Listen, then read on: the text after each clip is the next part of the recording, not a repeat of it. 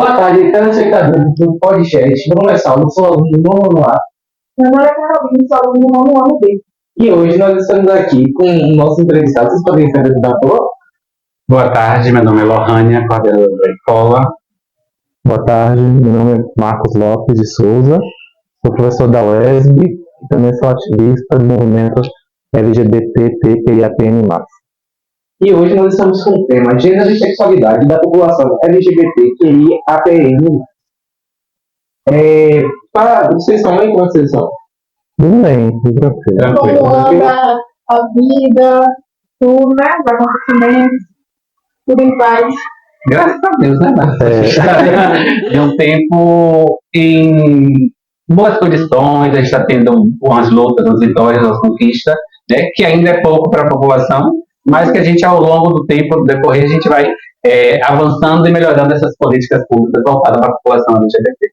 Eu acho que, em comparação com o que nós tínhamos há décadas atrás, eu acho que hoje nós temos tido muito mais políticas que têm, de alguma forma, né, contribuído para a cidadania da nossa comunidade. Agora, que ainda é bastante alarmante e que a gente se preocupa é em relação aos assassinatos de LGBT. E apesar da gente ter ampliado a cidadania, mas ainda são mortos, assassinados muitas pessoas todos os dias, né, no nosso país.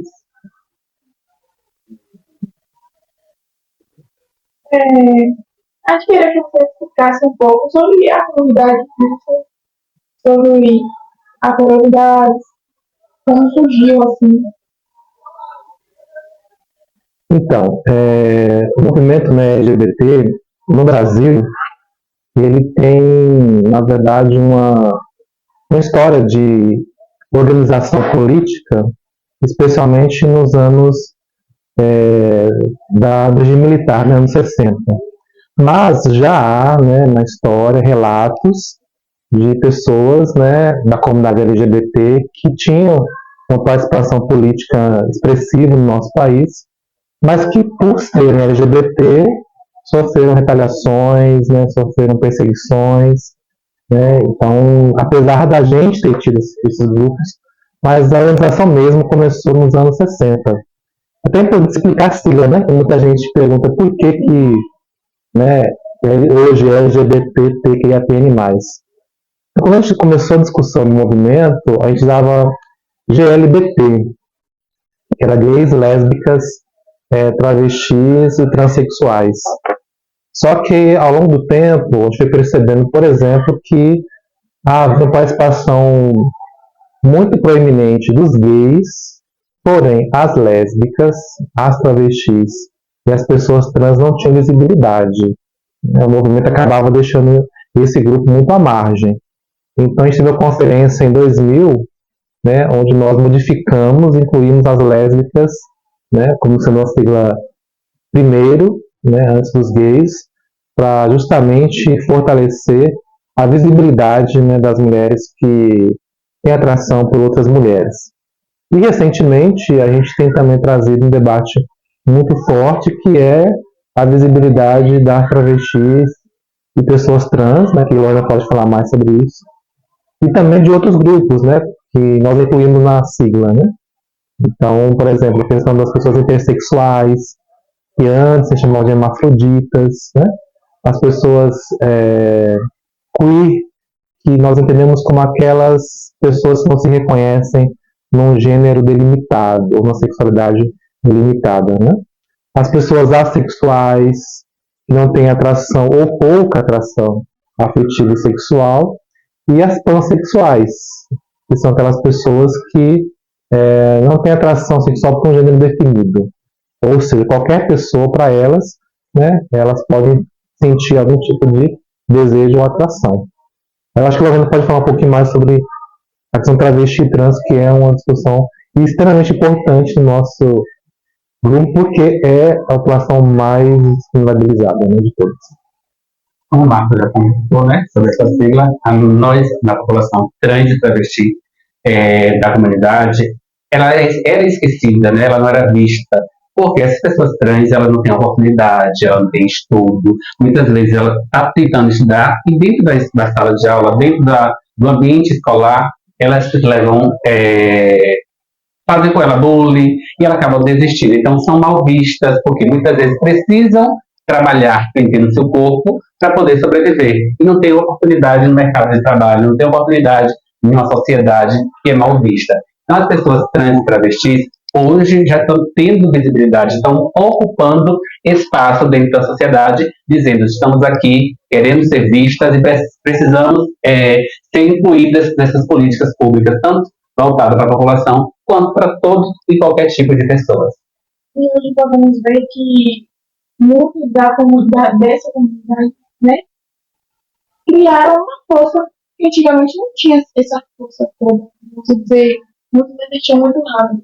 Hoje em dia eles lutam por seu lugar, que é o certo também, né? Porque hoje em dia muitos têm preconceito, muitos matam, como você já comentou. E a ter noção, querendo ou não, esse preconceito, porque querendo ou não, o ser humano, né? Não vai fazer parte do mundo, querendo ou não. E muitas vezes eles batem a saudade deles naquele mundo, porque querendo ou não, fazem parte. Né? E agora vamos para a segunda pergunta. Professor Marcos, como surgiu o interesse em pesquisar sobre gênero e diversidade? Então, o interesse veio do ativismo. Como vocês colocaram, a gente teve uma mudança muito importante e significativa. Eu, por exemplo, né, minha juventude, adolescência, eu entrei no sexto ano, eu estava em 89. Então, era um período ainda difícil. Por quê? Porque naquele momento, as pessoas consideravam quem era gay, lésbica, travesti, trans como uma pessoa doente, né? Ou como uma pessoa pecadora. E que, portanto, ela tinha que ser curada, entre aspas, né? Ou seja, ela teria que deixar de ser gay, deixar de ser lésbica, deixar de ser trans, travesti. Então, foi muito difícil, porque não se falava sobre isso na escola. Ao contrário, né? As pessoas que assumiam qualquer tipo de sexualidade, né, ou de gênero que não fosse, né, a pessoa cis, era expulsa. Então, as famílias expulsavam. Nós temos várias histórias de gays que a família abandonou mesmo. Não queria que morasse junto, que ficasse junto. E adolescentes e jovens que não tinham outro lugar para ir, que não tinham emprego. Né? Temos a história de trans, travestis que com 13, 14 anos tiveram que ir para a rua, né? E aí sobreviver, né, muitas vezes a prostituição compulsória. Né? O que é isso? Não é porque eu quero ser, mas é porque a sociedade não me dá outras oportunidades. Então, percebendo muito esse processo de violência, foi quando eu passei a trabalhar no ativismo. Né? Eu comecei a trabalhar no movimento, eu tinha 18 anos, isso foi em 1995. Acho que vocês nem eram nascidos ainda. Então, isso foi em São Paulo, não foi aqui em Jequié. Né? Aí foi quando eu comecei, a partir do ativismo, perceber a importância de ter mais pesquisas que pudessem trabalhar com gênero e sexualidade. Porque a escola não falava, a família não falava, né? A igreja não falava, e quando falava para condenar, nunca falava para apoiar. Foi quando então eu percebi a importância e a necessidade de começar a me envolver no campo da pesquisa, porque também não tinha muitas pessoas que falavam, que tinham propriedade, né, para poder discutir essas questões. E quando falavam, era muito ainda numa perspectiva do estereótipo em relação a nós. Né? Falavam de nós, mas sem a gente estar presente. Né? Hoje, por exemplo, a gente não pode discutir essas questões da comunidade sem que a comunidade esteja de fato representada. Então é uma luta que nós ganhamos, né, ao longo desses anos, e foi isso que me levou então a fazer as pesquisas que hoje, né, eu já faço já desde quando eu iniciei no mestrado, né, que foi final dos anos 90. Então, em termos de pesquisa, né, já tem 25 anos, né, que eu pesquiso sobre essas discussões, né, tenho orientado, tenho um grupo de pesquisa, e a ideia é justamente essa, né, é ampliar espaços de visibilização, de fortalecimento e de conhecimento, né, sobre a história da nossa comunidade. Porque é interessante a gente, quando a gente estuda história, né, qualquer outra disciplina que fala de referências, né, de heróis, de heroínas, dificilmente aparece alguém LGBT. Então, nosso trabalho também é para dar visibilidade à nossa comunidade. E, olha, quais os principais desafios encontrados na adolescência? Boa pergunta, viu? Também. São muitas, né? Eu falo assim, que quando eu levanto pela manhã, eu não vou matar um coelho com uma palavra, eu vou matar vários de uma vez só. Porque, assim, a dificuldade é que as pessoas elas não nos enxergam como pessoas capazes de estar no lugar que a gente está hoje, no que eu estou hoje, né? Como coordenadora da escola e como uma professora da rede estadual. Então, assim, o preconceito, o olhar torto, se você fala alguma coisa, te olha assim, como se não fosse ninguém. As pessoas querem sempre estar te botando para baixo, dizendo que você não é capaz. E a gente vem trabalhando isso, eu venho trabalhando isso dentro de mim, assim, e não me afeta, porque tem muitos que se afetam, não é? E acaba acontecendo o quê? Suicídio, morte, porque as pessoas que de tanto ser humilhada, ser massacrada, ser crucificada, né? E acaba perdendo o ânimo, perdendo a força de lutar, de querer ser alguém, de querer crescer na vida, e acaba se suicidando, se matando. Então eu venho sempre pensando nessa perspectiva de melhorar, de mostrar para a sociedade que a população trans e travestis e o LGBT como um todo são capazes, eles estamos ali à frente, e se parar para analisarmos as melhores pessoas dentro dos ambientes de trabalho que temos, são LGBTs, são pessoas trans, são pessoas travestis, elas se destacam por ser uma pessoa que se dedica ao que faz, que está lutando sempre para estar trazendo o melhor para a sociedade e para ser vista e valorizada como um todo. Me disseram, né, que a senhora foi a primeira mulher trans a ser coordenadora pedagógica. Sim. Dentro do município é a primeira coordenadora pedagógica da mulher trans. É uma honra, sim, né? Mas assim, muitas vezes eu falo, eu não quero reconhecimento da secretaria ou de outra, eu quero reconhecimento da minha população, na qual eu vivo, na qual eu trabalho. Eu quero estar com eles, eu quero estar com vocês, tentando buscar e trazer o melhor para vocês. Eu nunca estou aqui na escola por causa de professor, nunca estou aqui na escola por causa de funcionário. Eu estou aqui na escola para trazer o melhor para os alunos, eles que são o futuro para a nossa geração. Professor Marcos, em seu artigo Diversidade de Gênero e Sexualidade e Formação Docente, é repetido sobre o lugar marginal que ainda ocupam as pessoas de gênero e sexualidade nos períodos de formação de professores. A que podemos atribuir essa falta de discussões acerca dessa temática tão relevante? Então, pergunta importante. Eu Pois né? É claro, com certeza. Então, a universidade, apesar de ser um espaço que nós desejamos estar, que a gente entende como relevante para a nossa comunidade, mas também durante muito tempo foi um espaço também de marginalização, de exclusão, de não falar sobre essas discussões. Por quê? Porque a universidade ela se pautou no modelo branco, no modelo heterossexista, cisnormativo. Eu quero colocar essa ideia que é importante no nosso debate. O que é cisnormatividade? É aquela ideia de que a referência ou modelo qual é? Aquelas pessoas que se reconhecem na sua identidade de gênero que nasceram. Então, se você não se reconhece, você é marginalizada, marginalizado. Então, as travestis, pessoas trans, por exemplo, elas nem aparecem na discussão curricular. Ela é como se elas não existissem. Ou quando aparecem no lugar desviante, no lugar de marginalizadas, ou de pessoas que não devem ser referência, que sempre se desconfiam delas.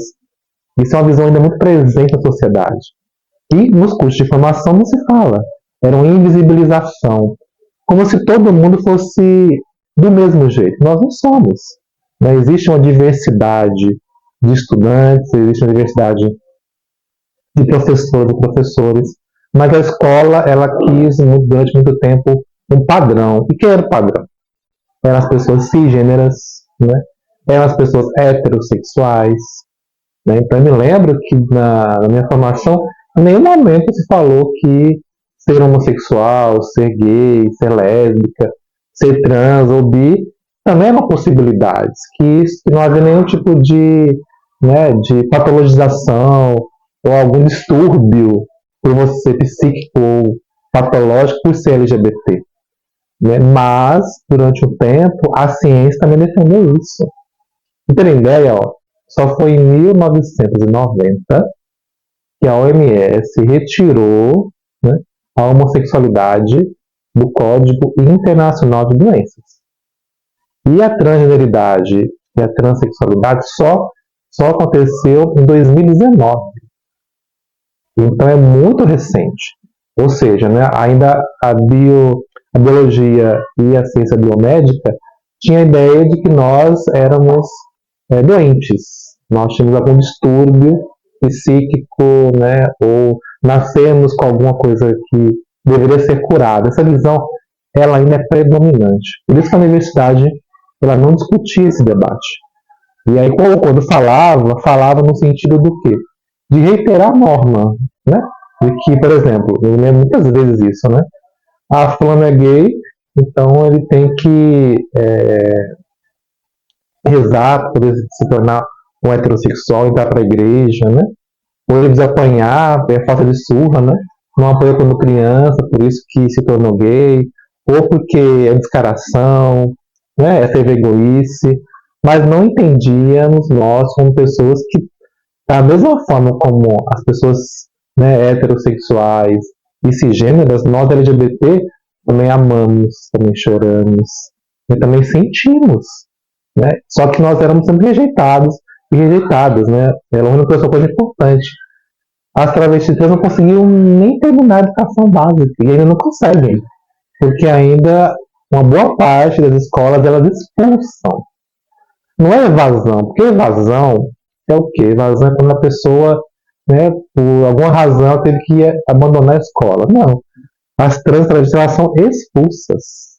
Né? Tem um documentário no YouTube, e aí quem estiver assistindo a gente pode depois assistir, chama GLBT 60+, né? Que são as pessoas LGBTs que conseguiram chegar, né, com mais de 60 anos, que também é bem difícil. Especialmente travestis e trans, que quase não chegam na cidade, porque são assassinadas, são mortas. Né? E tem a história de uma delas, que ela falou que ela foi expulsa 3 vezes da escola. Então não foi porque ela não quis estudar, entendeu? Mas porque a escola não permitiu que ela estivesse lá. Não deixaram. Então por isso que o currículo hoje da universidade ela tem que falar sobre isso. Ela tem que discutir, porque assim, ó, um exemplo, se você é uma pessoa cis e hétero, né, você não vai sofrer nenhum tipo de bullying, de humilhação ou discriminação por ser cis e hétero. Não. Porque você está na norma. Mas quem é gay, quem é trans, é travesti, não. E isso e todo tempo você sofre discriminação, em algum momento isso pode gerar, como a Lorena colocou, né, uma questão de você se auto-rejeitar, e aí a auto-rejeição ela pode levar ao suicídio, né? A gente fala assim, a sociedade provoca o suicídio dos LGBTs. Eles não se suicidam porque eles querem, elas querem. Não é porque elas não se gostam, mas é porque a sociedade diz para elas que elas devem se rejeitar. Então muitas pessoas se mutilam, né? Muitas pessoas sofrem permanentemente em casa. E, infelizmente, isso é outra discussão. Tem uma coisa, a comunidade que mais sofre na família é a comunidade LGBT. Por quê? Porque muitas das vezes nós não temos o amor de família, o amor de mãe, o amor dos irmãos.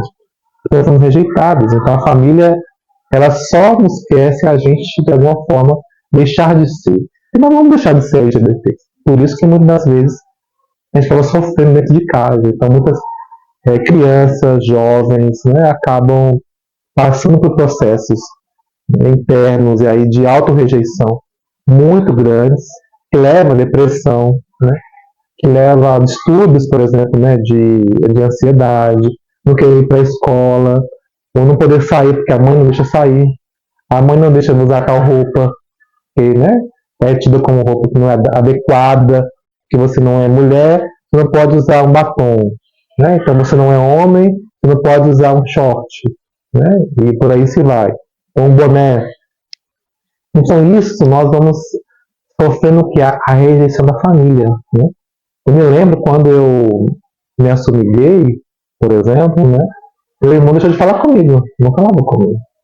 A gente via na mesma casa, né? Ele ia comigo para a faculdade, no mesmo ônibus, mas ele não dirigia uma palavra. Então hoje a gente se fala, mas foi um processo doloroso, porque você se convence, né, de que você está errado. Isso, cara, isso gera dor na gente, gera sofrimento. Então, às vezes, né, voltando à questão do currículo, né, por que a universidade tem que falar sobre isso? Se a universidade não falar, como é que as professoras e professoras que estão na escola vão saber cuidar dos LGBTs? Porque, de fato, os LGBTs têm que ter sim, uma atenção maior. Por quê? Porque eles vão sofrer mais processo de discriminação. Então, é diferente, por exemplo, quando a criança é LGBT, um menino é trans, um menino trans, por exemplo, e está indo bem na escola. O nosso papel como professor é acolher, saber o que está acontecendo, qual é a dificuldade, é apoiar, é ajudar, é valorizar. Por quê? Porque lá fora todo mundo está contra ele ou contra ela. E se o professor, a professora, não apoiar, ele ou ela, né, vai acabar sendo expulsa e não vai continuar os estudos. Então, o currículo da universidade tem que falar sobre isso. Das nossas crianças, adolescentes, jovens LGBTs precisam do acolhimento para conseguir lidar com esse processo de violência. E mesmo assim, não vai ser fácil. Porque a gente sabe que na sociedade lá fora, mesmo com tudo que você, o aparato todo que você tem, mesmo que a família te apoie, né? Mesmo que a escola te acolha, ainda tem o quê? Espaço social. Então, na rua você pode apanhar, na rua você vai sofrer discriminação. Então, se a família não apoia, se a escola não apoia, né, como é que vai ficar essas crianças? Como vai ficar esses adolescentes? Né? Sem contar, né, como a Lorena trouxe, é importante isso. Nós temos professoras e professores LGBTs também, né, que muitas vezes, né, aí a diferença, isso é interessante de falar, né? Tem uma diferença entre a questão travesti, trans e gays e lésbicas e bissexuais ou pansexuais. Qual é? Travesti e trans não tem armário, né, Lorena? Não tem armário. Então ela mas já se apresenta. Quando você olha, você já vê que é uma, né, trans ou travesti. Não tem como ficar, entre aspas, né, escondido. Né? Então a violência contra elas e os homens trans vai ser muito maior. Né? Os gays e as lésbicas, né, têm esse dispositivo do armário, que também não é interessante, porque o armário, muitas vezes, também é um processo, né, que gera sofrimento. Porque tem professores gays e lésbicas que, mesmo sendo né, gays, lésbicas, bissexuais, não podem se assumir, porque se assumirem, vão sofrer perseguição, vão sofrer violência, né, não vão poder concorrer, por exemplo, a uma direção de escola, vão achar, por exemplo, que professor e professora estão assediando alunos só porque é LGBT, que é outro equívoco, né? Existe um equívoco muito grande, porque todo mundo acha que nós, LGBTs, somos assediadores. Só que nos índices mostram que quem mais violenta crianças, adolescentes, não são os LGBTs, são os homens heterossexuais. Antes disso, deixa eu fazer uma pergunta para você. Né? Já fiz pergunta para gente. Aqui na escola, tem alguma trans ou travesti? Como é que são o relacionamento de vocês com ela? Assim, eu não conheço, assim, eu conheço da sala de um amigo meu, só que eu nunca conversei, sabe? Tipo, não conheço direito. Mas não é porque a gente não conversa, que a gente não tem uma rotina com a pessoa que a gente precisa tratar ela mal, ou tipo, começar com bullying, passou com destino, essas coisinhas assim, que isso também não é aquela pessoa. Isso também deixa a pessoa mal. Então, aqui tem sim muitas. Muitas não, Bem, né, a gente passa, porque querendo ou não, esse tipo de brincadeira que nos leva como brincadeira, né, alunos acham que é brincadeira só chamar de ele, é brincadeira chamar pelo nome de batismo, e não é, acaba ferindo, machucando, né, fazendo com que a pessoa não queira voltar para a escola. Então são tipos de brincadeira que não deve ser feita para pessoas trans, travestis, tanto homem trans como mulher trans, porque isso machuca.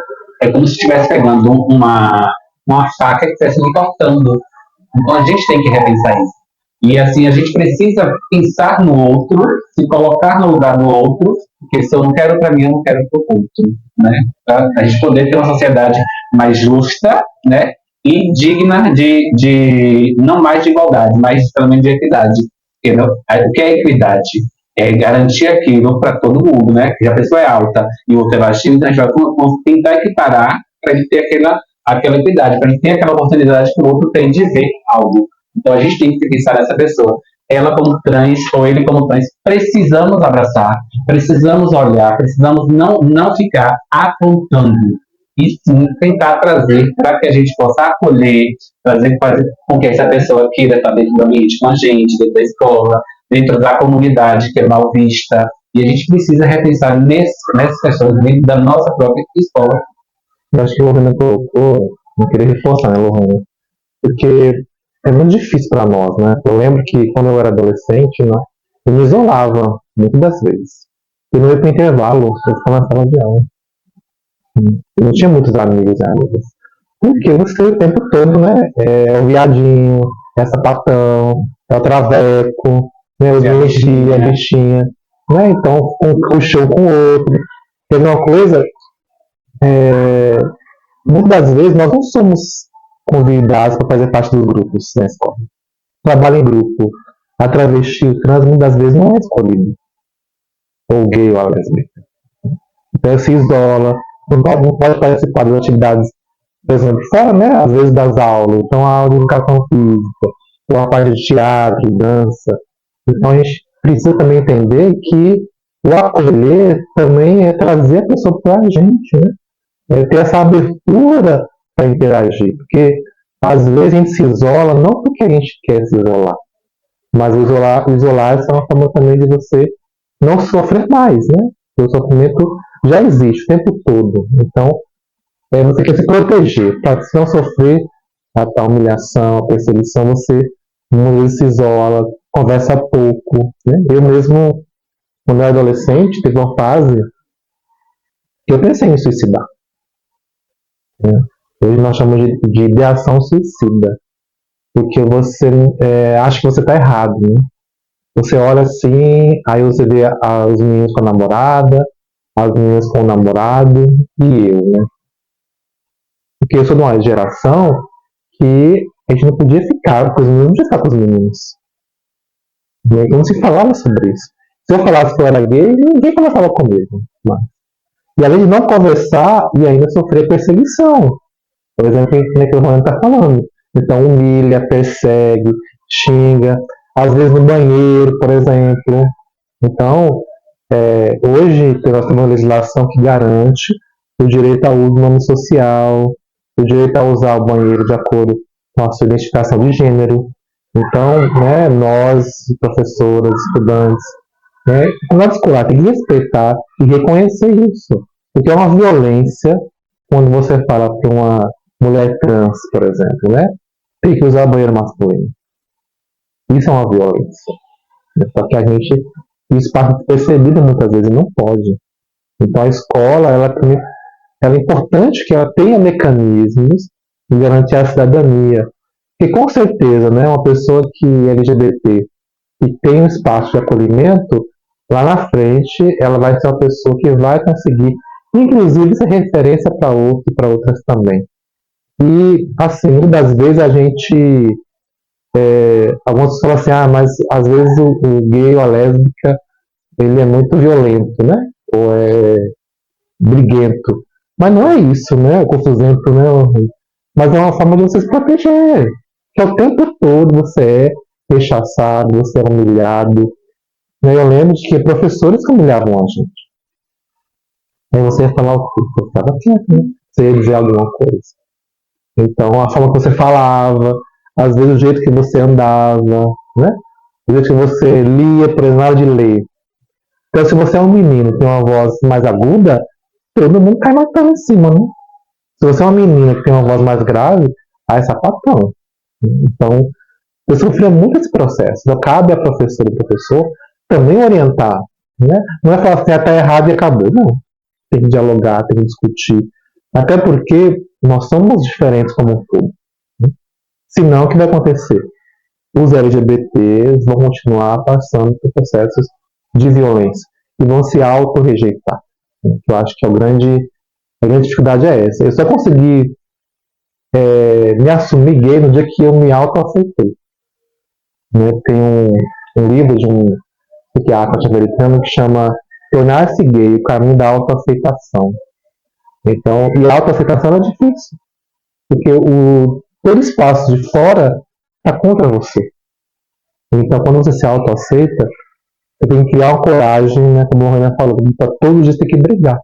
Então, você vai na padaria, todo mundo te olha, né, meu Renan. Você vai no médico, todo mundo questiona. Né? Então, você vai numa fila do banco, quem é aquela fulana ali? Né? Às vezes as pessoas nem te conhecem, te xingam, batem em você sem nem ao menos te conhecer quem você é. Então não é nenhuma nem duas vezes. Isso acontece todos os dias no nosso país. E quais são as políticas mais urgentes para a eliminação dos civis da população LGBT, considerando o aumento da violência e a discriminação de diversos gays? Eu acho que uma delas é que a gente possa penalizar, né, as pessoas os criminosos, né, que nos violentam, que nos assassinam, porque nós temos vários aí processos pelo MGQE que ainda não foram finalizados, né? Especialmente de trans e travestis que foram mortas, e até hoje a gente não sabe quem foi que matou. Cadê a pessoa que matou? Porque ela está livre ainda. Está aí, inclusive, podendo fazer outros crimes também. Né? Nós temos casos de gays de que foram assassinados também. Só que o que acontece? O seu nome aparece, isso é outra coisa, né, Lohana? Especialmente das travestis, trans, gays. A gente aparecia, sabe aonde? Nas páginas policiais. Era o único lugar que a gente aparecia nos jornais. Né? Nesse momento de falar dos nossos assassinatos, das nossas mortes. Era sempre assim. Era outra travesti, né, gente, que falava. Imagina com transfobia, né? Além de colocar nas páginas policiais, ainda tinha transfobia, né, institucional, que insiste em dizer que a travesti não é uma mulher. Isso é transfobia. Então a gente precisa de políticas sérias que de fato, né, penalizem, criminalizem, né, quem assassina, quem nos mata. Especialmente, né, a comunidade trans travesti, que é a que mais morre no Brasil todos os dias. Né? Engraçado, Marcos, também a questão, a gente tem uma Constituição Federal que nos garante, né, ao livre-arbítrio de ir e vir para qualquer pessoa. É lei. É uma lei que deveria ser cumprida para todos. E ela não é uma lei só para pessoas ditas normais, né, que não seja LGBTs. É uma lei que está para todo o mundo. Mas ela é cumprida. Ela é feita da forma correta, como prega a nossa Constituição. Ela dá o direito que a gente precisa. Então, assim, as políticas públicas voltadas para a população LGBT é uma política que ela é fragilizada. Elas são pensadas nessas políticas, mas não foram colocadas e discutidas com a população LGBT. Então, se pensa numa política, mas não houve de quem é de direito, para quem é de direito essas políticas. Então, fica uma política frágil, uma política que às vezes não dá eficaz, não dá certo, e não chega para todo mundo, né? Chega às vezes para algumas, para as outras não. Então a gente precisa ter políticas eficazes, na qual ouve a população, as demandas de toda a população LGBTs, para que aí possa, com certeza, eu acho que seria mais viável ter ouvido a população para criar essas leis, essas políticas, para daí ser implementadas de acordo com o que a necessidade da população, de acordo com o que a população pede, né? A população quer. O que a gente quer?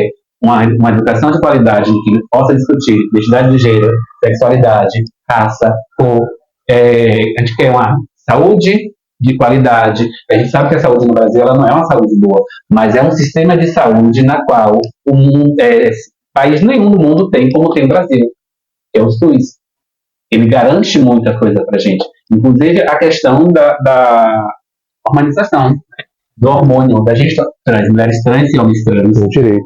tem o direito de ter, né, o uso, já é dado esse direito e tem que ser dado de graça, oferecido esse medicamento de graça. Porque a gente faz um processo de uso de medicamento hormonal, né, para a gente poder ter esse acesso. Então, é uma lei, é garantida, é uma política, mas ainda é fragilizada que nem todos os municípios do Brasil conseguem fazer com que essa lei, com que essa política chegue para as pessoas que têm de direito. Então, a gente precisa pensar segurança pública para nós LGBTs, como deveria ser. Né? A gente sabe que a segurança pública do Brasil não é uma segurança boa. É uma segurança que nos dá confiançabilidade de ir e vir para qualquer hora, qualquer lugar, qualquer momento. É uma segurança que ainda é fragilizada e que olha a gente como marginalizados, né? Marginalizadas. As pessoas LGBTs, elas são marginalizadas. Se a gente estiver num local e a polícia for revistar, se for preto, ela revista logo preto. Mas se for LGBT, ela revista logo LGBT. Né? Porque são consideradas pessoas ruins para a sociedade. Eu acho que Lorena falou uma coisa muito importante. Eu acho que hoje, talvez, mais do que as políticas em si, né, Lorena, o que nós precisamos é de efetivação das políticas. Porque elas existem. Por exemplo, desde 2013, o Conselho Estadual de Educação determina que as travestis, mulheres e homens trans têm o direito de usar o nome social na lista de presença. Qualquer documento interno da escola tem que estar no nome social. O banheiro tem que ser usado como forma de identidade de gênero. Mas as escolas, nem todas as escolas conseguem efetivar isso. Mas está lá. É o direito das pessoas trans travestis. E muita gente vem até mim perguntando e nem sabia que existia. Então não pode. Se é uma política que já tem mais de 10 anos, por que as escolas não implementam a política? Porque também esbarra o quê? Na LGBTfobia institucional. O que é isso? As pessoas sabem que as pessoas LGBTs têm direito, mas não querem que os direitos sejam garantidos. Teve um caso de um menino trans, numa escola que eu já trabalhei há um tempo atrás, no estágio, e que eu estava, por coincidência, estava na sala dos professores no dia, e ele chegou lá, aí as professoras estavam falando que ele não queria mais que chamasse pelo nome que estava no registro. Só que as pessoas não queriam garantir isso a ele, porque ele não tinha feito a retificação, mas não precisa fazer retificação. É um direito.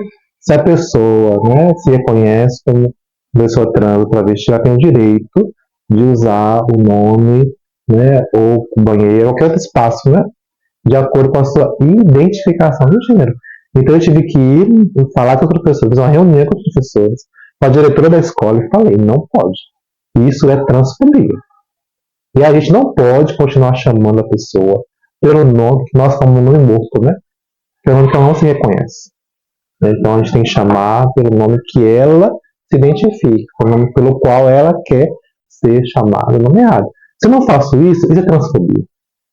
Ah, mas eu não. A gente aprende, tudo na vida é possível aprender.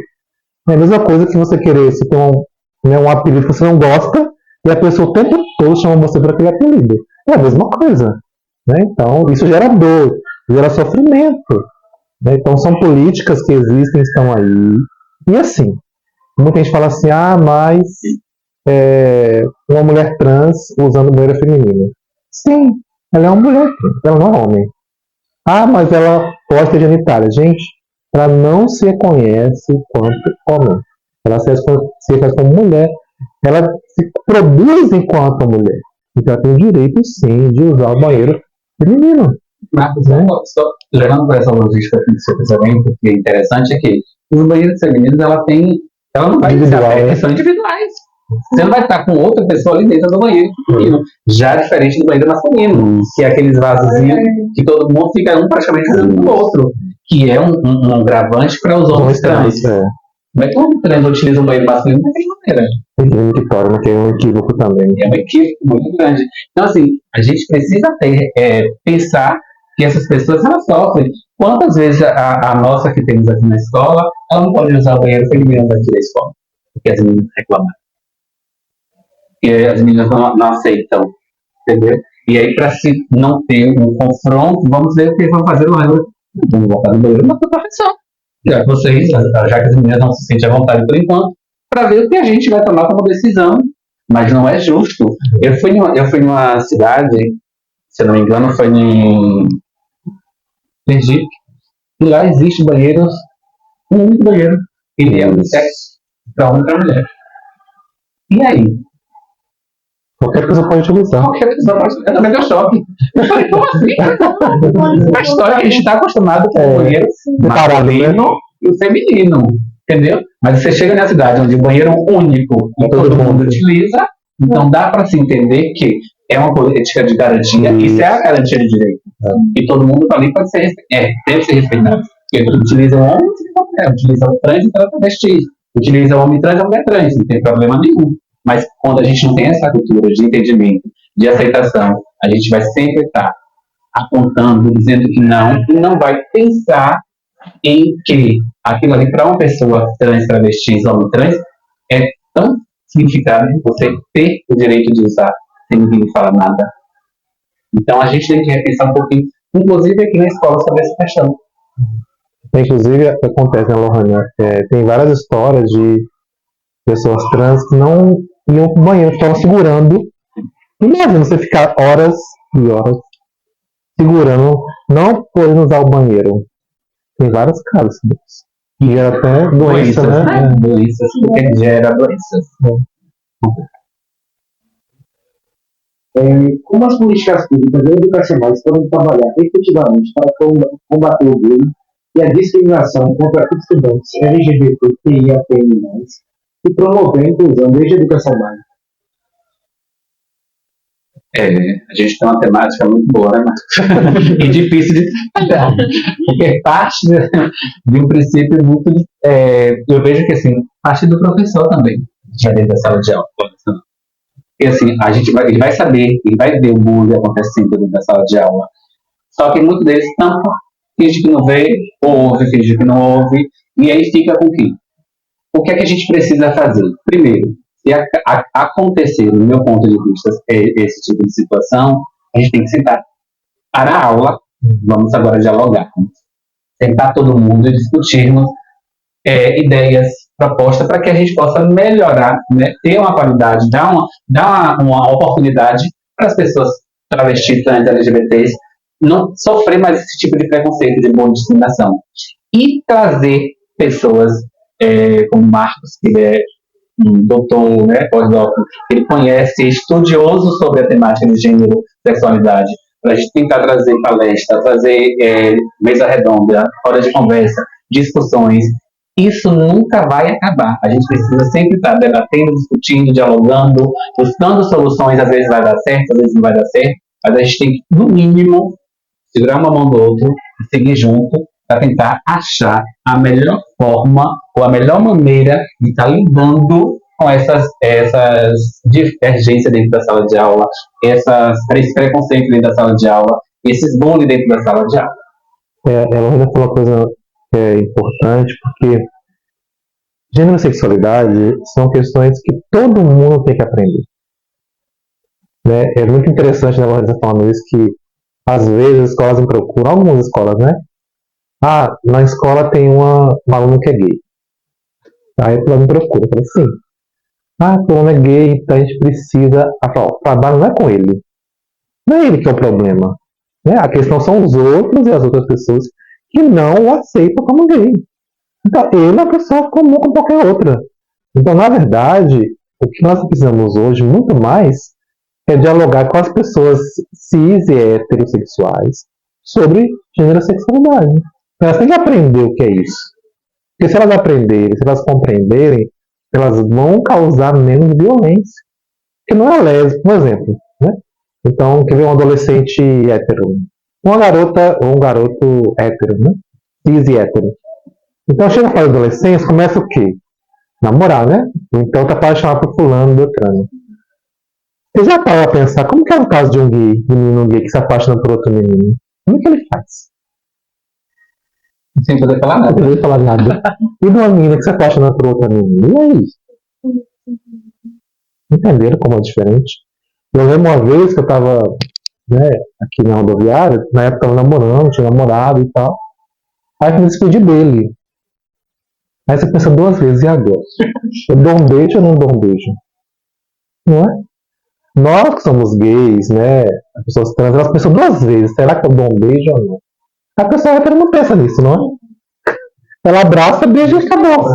A gente não, a gente pensa duas vezes. Porque se eu fizer, alguém pode, né, me bater, me violentar, pode julgar, pode xingar, fazer alguma coisa. Então, nós vivenciamos isso o tempo todo. Então, tem esse medo. Eu sou de uma geração, por exemplo, que a gente só podia namorar dentro da boate gay. Era o único lugar que a gente podia ficar junto. E no bar, por exemplo, né? Você não podia dar as mãos, por exemplo, né? Não podia dar um beijo no rosto, mas um beijo, né? Como qualquer outra pessoa. Como duas mulheres andam normal, às vezes, pega na mão, vai, dois potes. É confusão, né? Pois é, então tudo isso a gente não podia fazer. E se a gente fizesse, com certeza, nós seríamos violentados, como já tivemos vários casos assim, né? Não sei se vocês lembram daquele caso que teve em São Paulo, né? De um pai e um filho que estavam abraçados e que apanharam, né? Porque acharam que era um casal gay. E era o pai e um filho que estavam abraçados. Né? Teve um outro caso de dois amigos também, né? E um estava levando o outro, né, para casa. Aí o rapaz parou, nem conhecia eles, parou, viu os abraçados, tirou o revólver e matou. Sem nem saber quem era, eram amigos, não eram gays. Então percebo como que o tempo todo a gente também passa por um processo onde a gente não pode ser quem nós gostaríamos de ser. Então a gente não tem um privilégio, né, como as pessoas cis e heterossexuais têm, e talvez por ser algo tão espontâneo para elas nem percebem, né? Por isso que elas precisam conhecer e viver como que é a vida de alguém que é LGBT, que passa por vários sofrimentos. Então acho que cabe à escola, né, como o Renan colocou, em parceria, né, com os projetos, que todo mundo aprenda, né, que todo mundo, e especialmente, né, as pessoas cis e heterossexuais, né? Como também a discussão sobre racismo não é só a questão dos negros. Os brancos precisam aprender sobre racismo, até porque eles se beneficiam do racismo. Então se a gente não discute, não, racismo é coisa de negro, as coisas não vão mudar. A gente continua achando esse pensamento, né? Então acho que a escola tem esse desafio, e isso não é interessante, não, Renan, porque muita gente fala assim, mas se eu falar sobre discussões, eu vou estar incentivando. Então, assim, isso é um equívoco, uma distorção muito grande. Por quê? Porque a afetividade, né, a sexualidade, não tem a ver com alguém que está incentivando ou obrigando alguém a ser A, B ou C. É algo intrínseco do sujeito. É aquela mesma coisa, né? A gente, durante a nossa vida, a gente se apaixona por algumas pessoas, né? A gente não sabe por quê. A gente sabe que se apaixona, né? Quando vai ver, já se apaixonou. Quando for ver, já está apaixonado. A mesma coisa é em relação à sexualidade. Então a gente sabe que gosta de tais pessoas, mas não sabemos por que a gente gosta. Então não é algo assim, eu não sou gay porque eu quero afrontar a sociedade. Né? Não foi um dia eu agora eu vou ser gay. Não. Essas coisas elas surgem espontaneamente. É aquilo que nos atrai. Só que o que acontece? Por ser um desejo visto como errado ou como doentio, as pessoas sofrem.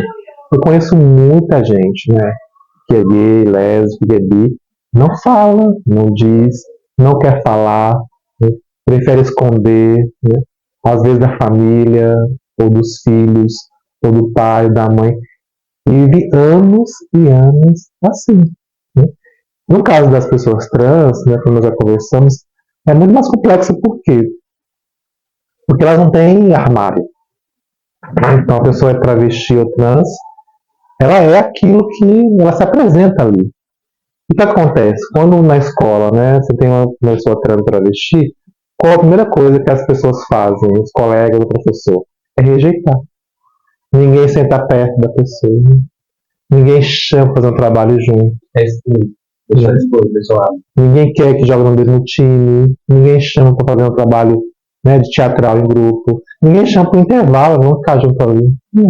Ninguém chama para fazer um trabalho em casa. Ah, eu vou chamar fulano que é travesti. Minha mãe não vai gostar. Entenderam? Então, o acolhimento, gente, não é só falar assim, eu não discrimino. Não é isso só. Acolher, você tá junto com a pessoa, permanentemente. É isso que é você acolher. Eu acho que nós ainda precisamos aprender muito isso. Entender assim, gente, que a vida de LGBTs, especialmente, né, travestis e mulheres homens trans, é uma vida cotidiana de resistência. Eu digo a vocês que eu admiro, eu falo para a Lorena isso, né? Admiro muito ela, né, outras travestis e trans que eu conheço, porque sendo gay, eu já sei que não é fácil. Imagina sendo uma pessoa trans e travesti. Porque assim, não pensem vocês que, né, Lorena é coordenadora, mas tem gente que nem se aproxima dela, porque ela é uma mulher trans. Mesmo ela sendo coordenadora, mesmo ela sendo professora. Ou seja, não é suficiente, entenderam? Não é suficiente que ela tenha uma graduação, não é suficiente que ela seja coordenadora. Se ela não for diretora da escola, muita gente quer chegar perto. Mesmo que ela seja diretora. Nem colocar seu filho. Nem colocar seu filho na escola. Porque não é suficiente ela ser diretora. Né? Se ela está no concurso, foi aprovada no concurso, não é suficiente. Tem mulheres trans, homens trans, passam em concurso e são humilhados, perseguidos e perseguidas. Quer dizer, mesmo que você tenha competência, eu quero dizer para vocês, não é suficiente. E olha que nós, né, Lohane, fazemos de tudo para sermos os melhores, né? As melhores são melhores. Justamente para não sofrer. Mas mesmo assim, muitas vezes não é suficiente. Mas é isso que vocês, eu acho que vocês deveriam entender um pouco o aluno, né? Quando a gente cobra, a gente às vezes é Lohane chata, Lohane é isso, Lohane. Mas é para mostrar para vocês que o Anitta já é mal visto, Marcos, entendeu? Bairro periférico, alunos que muitos deles acham que são envolvidos com tráficos, alunos que não estão nem aí para nada. E quando a gente dá um tapa na cara da sociedade, com a escola periférica, de bairro periférico, com uma coordenadora trans, e pessoas que estão ali, tira a melhor nota do IDEB do município, é dar um tapa na cara da sociedade. Porque a gente não tem recursos para viver. Se for os projetos que é bem visto, muitos falam mal da escola. Imagine o preconceito. Lohânia, mulher trans. Periférica, Lohânia, mulher trans. Preta, Lohânia, mulher trans. Candomblessista, Lohânia, mulher trans. Barraqueira, que é briguenta, confusenta, entendeu? Mas é para mostrar para a sociedade que a gente está ali, a gente precisa estar mostrando para que a gente veio, para a gente tentar modificar o pensamento das pessoas em questão de nós, trans, em questão de nós LGBTs, em questão de nós na sociedade, que ela não quer nem aí para quem é ou que deixa de ser, mas sim para eles que querem. Está subindo, crescendo, evoluindo em cima da gente, LGBT, em cima da gente, quilombola, em cima da gente, preto, em cima de pessoas indígenas, são a minoria. Mas eu sempre digo e volto a dizer, todas as minorias juntas se formam a maioria. Se todas as minorias se juntarem, a gente vai ser maioria.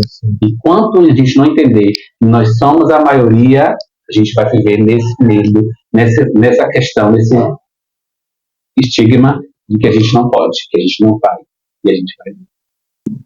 Na luta pela dignidade da população LGBTQIAP+, existe apoio dos órgãos públicos? Então, essa é uma questão bem complicada, porque nós, em 2007, nós fizemos a primeira conferência territorial LGBT. De lá para cá já ocorreram 3 conferências, em nível municipal, territorial e estadual.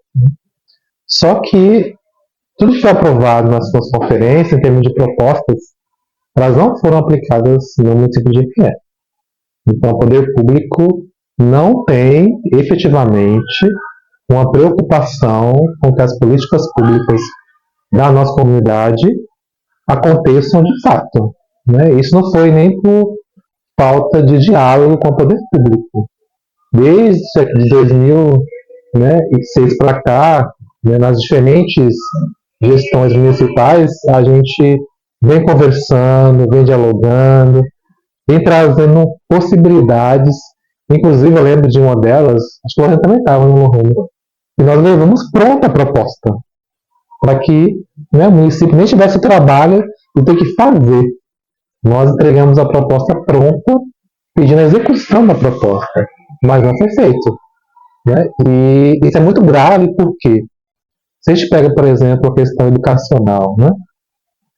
Por exemplo, como é que o município tem se preocupado com os processos, né, de expulsão da comunidade LGBT da escola? Né? Será que o município tem um estudo sobre se as pessoas trans, travestis estão terminando o ensino fundamental, por exemplo, estão conseguindo finalizar? Né? Estão indo para a universidade, tem tido problemas nas escolas? A gente não tem uma política de inclusão de fato, de acompanhamento, né, dessa inclusão da comunidade nas escolas. Né? Formação de professores e professoras. Então, até então, que eu saiba, nunca teve, né, eu acho que uma coisa que a prefeitura elaborou uma proposta para a formação, né, de professores e professoras para esse debate. Então, a gente tem na universidade alguns cursos, mas na maioria das vezes é por vontade própria do professor ou da professora. Mas não que o município tenha colocado isso na sua jornada, né, de trabalho como sendo algo importante. Não acontece. Né? Na saúde é a mesma coisa. Nós temos uma política nacional de saúde integral LGBT, é uma política de 2011, ou seja, tem 13 anos, e o motivo que não cumpre, né, as propostas, né, que essa política traz, não só a nível federal, mas estadual e municipal.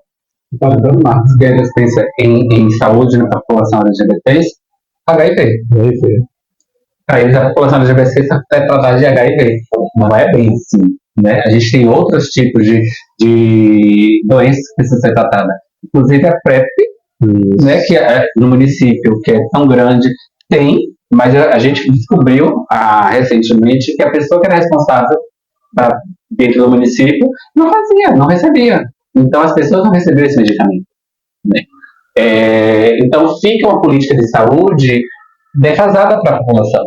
Né? Qual política temos hoje para a questão de desenvolvimento social?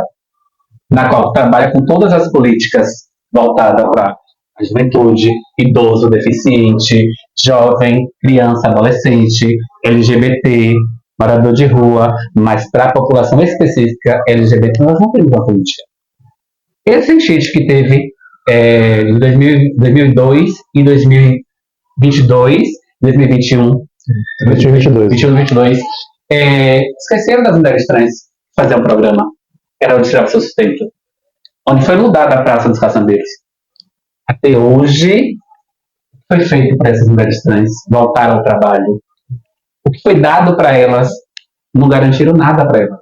Nenhuma cesta básica. Né? Não se pensou. Depois de muito tempo, já tinha passado, e foi se pensar. E as meninas que fazem o programa, que trabalham na Praça dos Caçambeiros, também foi prejudicada. Ficaram sem trabalho, ficaram expostas. E assim, o município não teve uma política voltada para a população. Né? Não teve o cuidado de olhar para essa população onde é vulnerabilizada, onde é uma comunidade que é frágil, né? Não tem muito acesso, e elas ficaram caladas, né? Com medo. Né? E muitas passaram fome, muitos tiveram dificuldade, e aí foram difícil, né? Tentar correr para a família não apoia, não ajuda. Então essas políticas voltadas na saúde, educação, desenvolvimento social, segurança pública, lazer, cultura e esporte. A gente não tem aqui no município nada voltado de esporte para a população LGBT. Eu falo como um todo, não é população trans, como um todo. Entendeu? Não é pensado. Né? Eu vejo que em Salvador, eu faço parte do Conselho LGBT do Estado da Bahia, e em Salvador a gente tem grupos em qual eles exercitam homens trans, mulheres trans, travestis, homens gays, lésbicas, jogam. Tem um dia de esporte para eles praticarem. Entendeu? Então, o que é que se precisa fazer para dentro de para mostrar que essa comunidade precisa estar praticando esporte, lazer, cultura?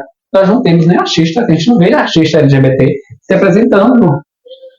Não dá-se a oportunidade dessas pessoas para estar mostrando o seu trabalho, o seu valor, a sua cultura e desenvolver o trabalho. A gente tinha, não lembro muito bem, Marcos, a Sexta da Diversidade, é o que dava a oportunidade de pessoas LGBT fazer performance, dublagem, dança, que não estava na grade do município, dentro da Casa da Cultura.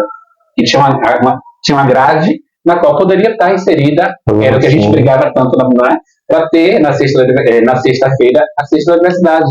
Lá a gente tinha mesa redonda, de conversa, de bate-papo, de diálogo, saúde, educação, e a gente trabalhava com a população. Depois a gente tinha uma boate, dançava com a população. A gente não vê dentro do município políticas efetivamente voltadas para a população. Aí eu pergunto, um questionamento que eu venho fazendo desde quando? Porque eu já trabalhei na Secretaria de Desenvolvimento Social. E aí pergunto, como é que o município alimenta o sistema para essas políticas? De que maneira esse sistema é alimentado? De que forma? Será que essa alimentação desses sistemas está correto? Né? Se não tem nenhum mapeamento de onde estão essas pessoas LGBTs, não tem estudo, não é feito nada para mapear onde cada um LGBT vive, para dali estar sabendo o que vai fazer, o que pode estar trazendo, o que pode estar melhorando, buscando, né? Se caso uma sair de casa, será que ela vai conseguir o auxílio, o aluguel emergencial? Eu nunca vi dizer que uma trans teve um aluguel emergencial. Mas que muitas famílias, quando perderam a casa nas enchentes, ganharam o aluguel emergencial. Então, falta da dignidade, moradia, educação, saúde, segurança pública para uma população que não é visibilizada, não é vista. Então, a gente precisa repensar o que o município de Jequié tem proposto, não essa gestão, mas todas as gestões que passaram, né, para essa população que não estão sendo vista. Inclusive, eu acho que Lorena fala uma coisa importante, porque a gente vai cansando, né, Lorena? Imagina, desde 2006 para cá, né? São o quê? São 18 anos, né? 18 anos. Passaram várias gestões pelo município, mas não se efetivou políticas para nós. E assim, o que não falta é parcerias, né, Lorena? A gente tem ONGs, por exemplo, no município, né? A gente tem a própria universidade que tem interesse em fazer parcerias com o município, né? Então não é falta de apoio, tem apoio, é falta de vontade política. Infelizmente, né, os gestores que passaram esses 16 anos não tiveram a preocupação política de inclusão de fato da nossa comunidade, porque a gente não quer mais gambiarra, a gente não quer mais resto, a gente quer uma política séria. Aí quando a gente questiona, quando a gente fala, né, aí que nós somos briguento, né, que a gente é confusento, barraqueiro, mas não é porque a gente quer fazer confusão, mas é porque insistentemente, né, as gestões municipais não têm interesse e nem vontade política de garantir políticas que já estão aprovadas há muito tempo. Então não é algo novo, não é algo que ninguém sabe, não vem de agora. Né? Então já faz anos, né, até décadas, que as políticas estão aí, mas não há interesse para que a nossa comunidade possa ser incluída de fato. E isso me preocupa porque a gente tem o caso da Paula Santos, né, que foi assassinada aqui em Jequié, e a Paula, por exemplo, ela passava por situações de extrema pobreza, mas não teve apoio da assistência social. Por quê, gente? Porque é uma pessoa, né, é um corpo que não tem valor, que não importa para as pessoas. Então, se uma travesti ou trans é assassinada, para as pessoas isso pouco importa. Não é valorizado, não é reconhecido. Né? Tem uma estudiosa, né, que é estadunidense, ela chama Judith Butler, né? Ela tem um livro chamado Corpos que Importam. E ela fala que, especialmente a comunidade travesti e trans, ela é passível de ser velada, por exemplo. Ela é passível de ter compaixão. Então, é uma comunidade que, se ficar sem acesso, né, sem uma política pública, ninguém vai se importar. Por quê? Porque não reconhece como cidadãos. Então, eu acho que esses momentos de diálogo aqui são importantes também para que o poder público assuma o seu papel, né? E não é dizer, porque nunca foi, ninguém nos procurou. Não precisa procurar o município. A obrigação do município é construir e efetivar as políticas. Agora, nós estamos aqui para apoiar, sim, colaborar. Mas cadê que nos procuram para que a política aconteça? Porque todo mundo sabe, né, Lorena? Aqui em Jequié, as pessoas que são referência, que podem colaborar, e vou dizer a vocês que não vão cobrar por isso. Né? Vou fazer- A gente grava o tempo todo que a gente chama para fazer uma coisa, uma palestra, discutir, uma roda de conversa. E voltando nessa questão mesmo da política, Marcos, dentro do município a gente tem uma lei municipal, É verdade. na qual temos essa lei que foi criada no município pela Câmara de Vereadores, né, e que ela não é efetivada. Uma política que não é efetivada. E a gente precisa estar brigando para que aconteça a nossa parada LGBT. Esse ano foi a 4ª parada LGBT. E a gente, para conseguir realizar essa 4ª parada LGBT, a gente tem que ter o Ministério Público. E se não tivesse apoio do Ministério Público, nós não acontecemos. Porque o poder público, ele não, de maneira nenhuma, fez nada para promover a questão do Dia Municipal LGBT. Uma lei que foi criada pelo município. Então, assim, como é que se dá? Uma lei criada pelo município. O município, você percebe-se que no dia do evangélico faz aquela maior festa na praça, bota cantores, horrores. No dia do católico, Santo Antônio, que é a festa do dia 1º a 13 de junho, uma festa, mega festa, para o pessoal.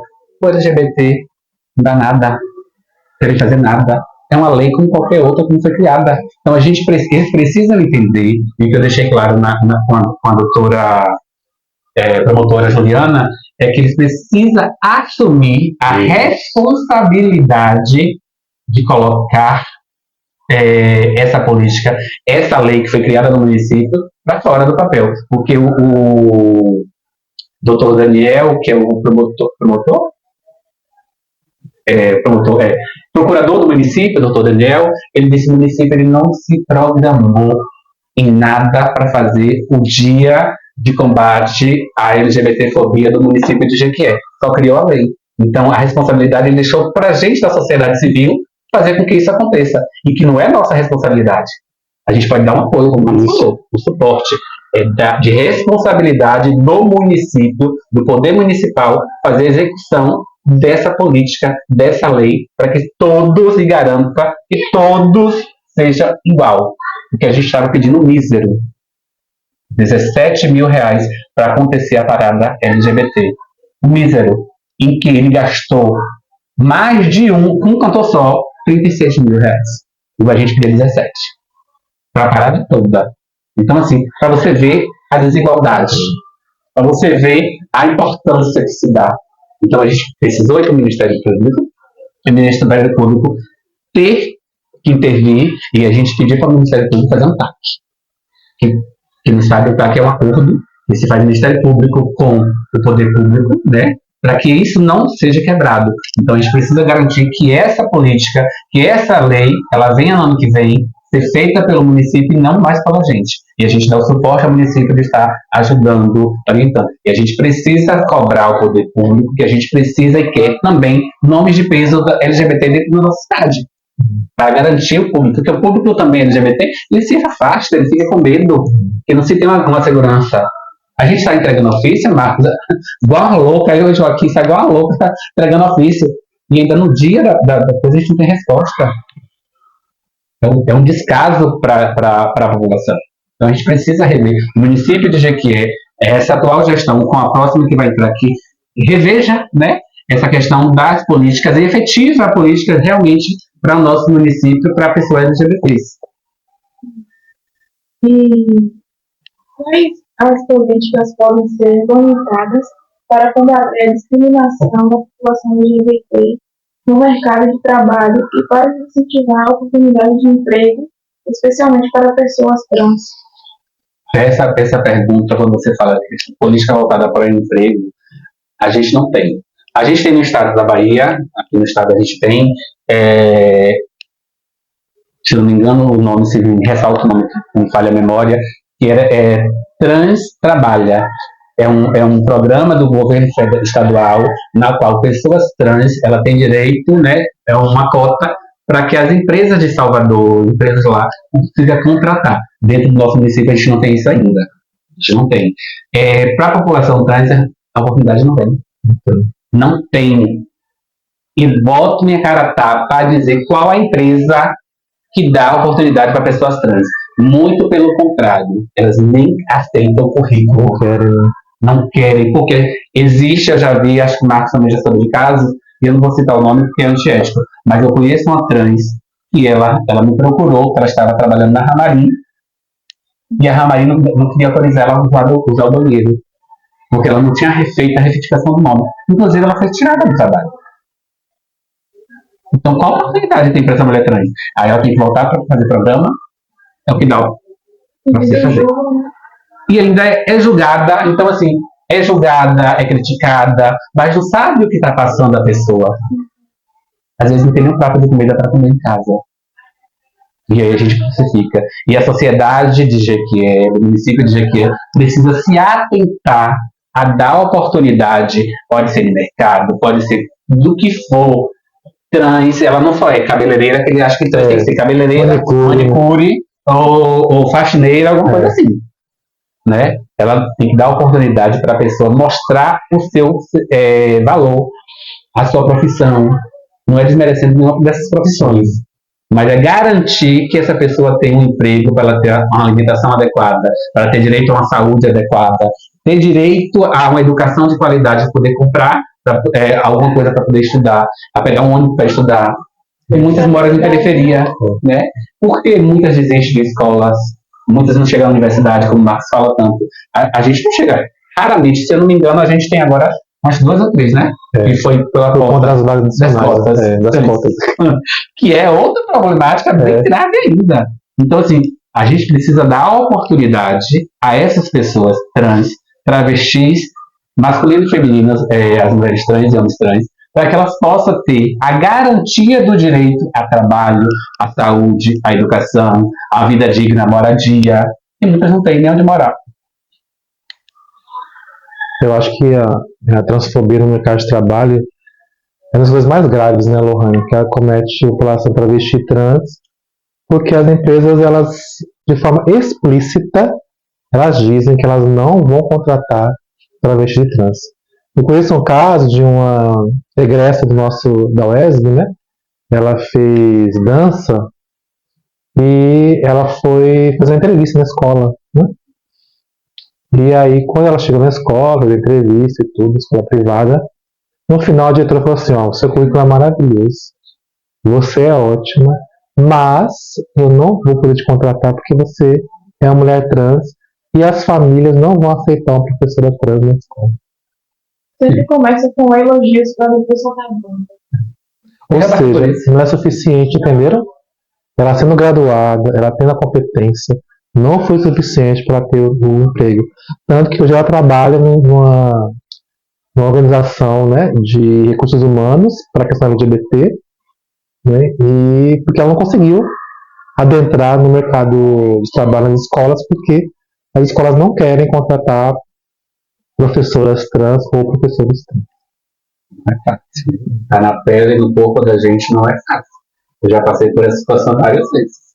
E hoje estou no município, né? Graças a Deus, né? Primeiramente a Deus e segundo os orixás, né? Que eu acho que é pai, não é padrasto, é pai. Eu passei por essa discriminação. Eu já fui nomeada coordenadora na gestão passada, né? De pessoas passadas, quando eu não podia assumir. Só por causa de uma foto que eu estava no carnaval, na época do carnaval, que eu estava sentado no capô do meu carro com biquíni. Minha nomeação foi exonerada. Foi. Eu, em pleno carnaval, curtindo meu carnaval, tive que ser. É seu direito, né? É um direito. Ou seja, eles é tão hipócrita que dizia assim, eu não posso ter vida. Agora as pessoas se explodem, né? Entendeu? Fazem tudo que der e vier, mas... Em 2006, quando eu comecei a lecionar, que eu terminei a minha graduação, eu passei para o município. E aí eu fui para uma escola periférica do bairro, no quilômetro 3. Primeira sala que eu entrei de aula, um aluno pegou uma faca para me matar. Um aluno de quarta série, que hoje é o quinto ano. Pegou uma faca para me matar. Só porque eu era gay. Na época eu não era nem trans, eu era gay. E a mãe de uma aluna chegou para a professora e disse: meu filho não estuda com viado. Ele sempre estudou com mulher, nem com homem ele estuda. Isso é um preconceito, uma discriminação que a gente vem passando, que a gente vem levando, né? recorrente, sim. Hoje, para ser coordenadora do Anitta, eu tive trabalho aos meus professores me aceitar como mulher trans. É um paradigma que hoje todos gostam de mim, mas é porque a Lohane ela chega para gritar, para causar, para desfazer o que é normal, tirar do normal para um não normal, né? O dito não normal. Então, assim, não é fácil. A gente trans, quando a gente chega, a gente vem mostrando o serviço, o que a gente veio, a gente vem mandar a cara a tapa, a gente mostra mesmo, para que as pessoas vejam e dizem assim, poxa, ó, mesmo sendo uma pessoa trans, respeita, valoriza, entendeu? Porque eu dou respeito para ser respeitado, entendeu? Então, quer dizer, eu acho que hoje, né, Lohane, a gente defende o quê? As cotas para travestis e trans. Nós, movimento social, defendemos que deve existir uma lei, como tem uma lei para as cotas raciais, né, cotas com deficiência, a gente defende também uma lei de cotas para travestis e trans em concursos públicos. Concursos públicos, em universidades públicas, que é assim, voltando para a questão de cotas na universidade pública, né, Marcos? Uhum. Eu venho sempre uma pegada. A gente precisa ter o cuidado. Além de oferecer essa cota, além de oferecer, Marcos, é outra questão que eu criei, sabe? Porque é não olhar essa travesti, essa trans ou esse homem trans, o que ela vem passando. Que ela tenta fazer ali sua inscrição, passa por um processo que às vezes ela não está boa psicologicamente para fazer uma avaliação, às vezes ela não se alimentou direito para fazer uma avaliação, e quem está lá para avaliar não está vendo o que é contexto, né, da pessoa trans, para simplesmente reprova. Reprova. Isso é correto? Isso é justo? Isso é uma cota para a pessoa trans. Você tem que ter um olhar diferenciado para olhar o contexto do que a pessoa vive, ou viveu, ou está vivendo, para avaliar de uma maneira diferente. É equidade. Isso se chama equidade. Então não é a cota que está dando a cota trans. Ela não é equidade. Ainda não é equidade. Ela não vai. Eu vou me concorrer com o trans, mas ainda ela não é equiparada ao que deve ser. Porque eles não têm um olhar de avaliar a pessoa separadamente. Isso eu passei na pele agora. Recentemente, em uma cota para mestrado. As pessoas não tiveram o cuidado de me avaliar diferente. Entendeu? Então, assim, precisa ter, tem, ótimo, beleza. Agora precisa garantir que essas pessoas têm que ser avaliadas diferente das outras, porque isso é equidade. Equidade é dar aquilo para que a pessoa seja igual. Não é rápido eu dei a cota acabou. Não. Então tem que ser avaliado totalmente diferente também. É uma postura que acho que deve ser repensada, vista pelas universidades, para concurso, para isso, para aquilo. Mas que precisa ver também o contexto da pessoa trans, travestis, para que possa entrar no mercado de trabalho, que possa entrar nas universidades, no concurso público, para que possa ser avaliada de uma maneira diferente. É missão do Ministério dos Direitos Humanos e da Cidadania desenvolver políticas públicas de enfrentaremos ao preconceito e à discriminação e promoção dos direitos das pessoas LGBTQIA+. Como essas políticas públicas são desenvolvidas na prática? Eu acho que nós falamos um pouquinho sobre isso, né? Apesar de elas existirem, né? Agora, claro, né? Eu acho que uma coisa importante é o seguinte: as políticas públicas para LGBT são políticas que permanentemente elas são atualizadas, né? Elas são melhoradas, como eu trouxe agora, né? Porque você vai analisando e você vai ver que não é suficiente. Então elas têm que ser melhoradas, né? Por exemplo, se a gente pegar a questão da escola, universidade, né? Então, a questão do nome social ou da questão do banheiro, né? Às vezes tem a política, mas ela não é efetiva. Então tem que ter espaços de mobilização para que a pessoa trans, ela não passe pelos processos de violência. Às vezes ela adentra o espaço, né? Mas ali ela sofre a violência, a transfobia continua. Até institucionalmente. Então eu tenho que ter outra perspectiva, outro olhar, para não gerar uma transfobia, fortalecer, na verdade, né? Uma transfobia institucional. Então, por exemplo, se a pessoa é trans, eu não posso chegar na matrícula da pessoa, né? Eu tenho que ter toda a forma de acolher a matrícula. Né? Então, se ela é uma mulher trans, né, eu não posso exigir da pessoa uma atestado de dispensa militar. Né? Pois é. Se ela é uma mulher trans, eu vou pedir um atestado de dispensa militar. Então, não tem sentido, né? Então, tem coisas que a gente precisa melhorar, que eu acho que é da formação também de quem está no espaço, né? Então, os funcionários e funcionárias precisam também ter uma formação para mudar a postura. Eu acho que hoje nós estamos nesse momento. Então, o médico ou a médica vai atender a pessoa trans. Porque às vezes tem a política lá da garantia dos direitos de saúde. Mas na hora de efetivar, às vezes a médica ou médico, ou enfermeiro ou enfermeira, tem transfobia, mesmo tendo a política. Entenderam? Então tem um desafio muito grande, que é os profissionais e as profissionais das instituições que precisam também ser formadas para que não haja transfobia. Entendam e reconheçam a importância, né? Recentemente na UES mesmo, né, que a gente teve agora as vagas para graduação aprovadas, né, que é um processo separado, que a Poliana está falando, né? Não é um processo como os outros, tem um edital só para isso, específico, né? E aí tem várias cotas nesse edital, né? Uma delas é trans e travestis. E aí nós vamos fazer um trabalho de formação com as funcionárias e funcionários da universidade. Por quê? Porque a partir de agora, institucionalmente, você vai ter mais trans. E aí, como é que vai ficar? Porque às vezes o professor chega e diz: fulano está aqui por quê? Por causa das cotas. Não tem capacidade, não. Isso é transfobia. Entenderam? Então, o desafio nosso também, eu acho que hoje, né, talvez o maior desafio também seja esse. Porque às vezes você tem a política, mas lá dentro, né, quem está no dia a dia, ainda tem muita transfobia ou LGBTfobia, e aí isso inviabiliza com que as políticas consigam acontecer. E um exemplo bem interessante, quando a gente, na discussão da prevenção, né, quando a gente fala do PrEP, né, prevenção combinada, né, ou do gel lubrificante, tem gente que acha, para que vai distribuir gel lubrificante? Mas o gel lubrificante, ele é uma política de prevenção. Ele é necessário para que garanta e reduza a vulnerabilidade. Então isso não é privilégio, não. É garantia de uma política de prevenção. A existência do PrEP. Então qualquer pessoa tem o direito, sim, de que no município ele possa, ou ela, né, ter acesso ao PrEP. Agora, não cabe ao profissional da saúde querer saber por que você vai usar o PrEP. Não cabe a ele ou ela isso. A política está ali, ela existe, e a pessoa tem o direito garantido. Né? Então, a mesma coisa é na educação. Né? Como, às vezes, tem situações que a transfobia continua, e aí isso inviabiliza com que a pessoa consiga estar ali, estudar e permanecer.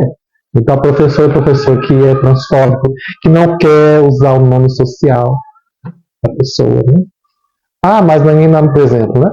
Colocou lá na caderneta, não apareceu. Sim, mas a pessoa falou que não é o nome dela. Mesmo que não tenha corrigido ainda, mas cabe para a professora chamar pelo nome que ela se identifica. Vai ser corrigido, mas depende disso. Eu tenho que chamar pelo nome que ela tem. Qual é o pronome que eu quero que a pessoa se reconheça? É ela, é ele, qual é? Então a pessoa tem que respeitar isso, né? Só que infelizmente nós ainda precisamos passar por um processo de formação profissional. A mesma coisa na assistência social. Muita gente acha que por ser travesti trans não é direito ter direito a uma cesta básica, hein? Por exemplo, ou ao Bolsa Família.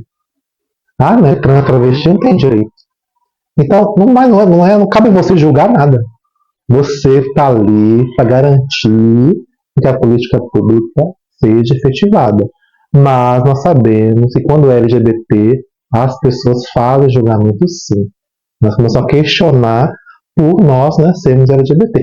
Ainda mais quando são travestis de pessoas trans. Aí o julgamento é muito maior. E às vezes não sabe nem como lidar com ela. Né? Até mesmo a gente tem, vocês deveriam perguntar como você gostaria de ser chamado? Chamada?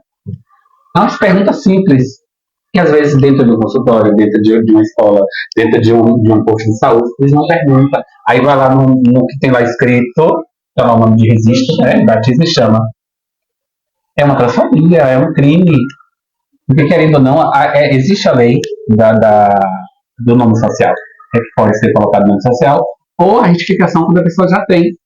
E aí vem médicos e vem dizer, o que essa pessoa quer aqui? Agora tudo quer mudar o nome. Entendeu? Você escolheu seu nome? Você conheceu? Foi você que escolheu? Foi você que escolheu? Então, a gente não tem nenhum direito de escolher o próprio nome. O nome nosso é dado para alguém. Então, se eu não gosto do meu nome, eu não posso mudar. Não estou falando só para trans, não. Isso. Eu estou falando no geral. Independente, Porque eu já senti que muita gente não gosta do seu nome. Então, se eu não pedir aquele nome, outra pessoa botou no teu nome, eu não posso mudar quando eu crescer, ter meus 18 anos. E hoje você pode, né? Quando o nome ele é motivo de chacota, você pode mudar, né? Constrangimento, né? Você pode modificar. Então, por que a pessoa trans também não pode, né? Usar o nome que ela ou ele se identifica? O preconceito não sei familiar com relação a toda a população LGBTQIAPN+. Existe como isso pode influenciar na autoestima. Menino, é gritante lá na família, né? Começa tudo na família. Eu mesmo, quando eu me assumi LGBT, né? Em 2005, eu assumi em 2005, mas recém-formada, saindo quentinha, e nunca morei com meus pais. Na realidade, eu nunca morei, sempre morei com meus avós. E aí, minha mãe mora em São Paulo, meu pai mora em São Paulo há mais de 30 anos, eles moram lá. Minha mãe mora lá ainda em São Paulo, vai pra lá. Só que ela é chefe de cozinha em São Paulo. E ela nunca teve essa convivência comigo. Ela veio para fazer o buffet da minha formatura, na época, e ficar com a gente. Só que 2 dias antes da minha formatura, um dia antes da minha formatura, eu tinha me assumido LGBT. E aí? Houve história, conversa, o pessoal fofoca, né? Que tem que ser fofoqueiro de plantão que adora falar da vida dos outros. E aí, ela me chamou para uma conversa, um bate-papo, um diálogo maravilhoso que a gente teve, né? No quintal da casa, lá de casa, ela fechou a porta, trancou todo mundo dentro de casa, foi eu e ela batendo papo, dialogar. Mãe e filho, né? Na época, a gente acha que é um diálogo normal. Aí ela me perguntou, fez uma pergunta simples e que de fácil de responder. O que eu era? Aí eu respondi para ela, homem. Na época eu era homem, né? Homem. Ela tornou a fazer a pergunta de novo. O que eu era? Eu tornei a responder, homem. Aí ela ficou... Eu falei, ela tá fazendo a pergunta errada. Você pode poder perguntar, do que eu gosto? Aí eu respondi, homem. Quando eu respondi homem, ela pegou uma faca desse tamanho e veio para me matar. Porque ela disse que na família dela ela preferia ter traficante, assassino, marginal, mas não queria ter viado. Porque minha mãe disse pra mim. E aí foi na hora que a gente teve maior porque eu não ia deixar ela me matar. Aí fui pra cima dela, grudei no braço dela, dei 2 chutapas, ela soltou a faca, minha tia conseguiu pular o muro, e aí tomar, e aí abriu a porta do fundo e todo mundo veio pra cima, porque ela não aceitava homossexual na família. E até ela passou 8 anos sem falar comigo. 8 anos. Depois ela foi para minha formatura, fez todo o defeito. Falei, não vou comer, não, vai pegar o dinheiro. Que barrador, eu não comi nada, né? Aí ela fez todo. Ela adorava cerveja, tomava uma cerveja leve, adora ainda, né? Toma. Não tomou nada, terminou a formatura, a foto da formatura ela estava com a cara desse tamanho, foi embora para São Paulo, passou 8 anos sem falar comigo. Diz ela que ela passou pelo psicólogo. Hoje é minha melhor amiga. Ela morou comigo 1 ano e pouco meses, mas a porta da minha porta era trancada. E já me matava bem. Então, pra gente, você ver, a gente tem que ser resguardado. É difícil, entendeu? Quem acha que vai abraçar, acolher, é a família. Muitas vezes a família que lhe bota pra fora. Entendeu? A família lhe bota pra fora. A família que não quer nem aceitar, entendeu? Já os meus avós, eles me aceitaram numa boa, tranquilo. Mas nem sempre a família acolhe. A sempre que botar pra fora é a primeira a botar pra fora.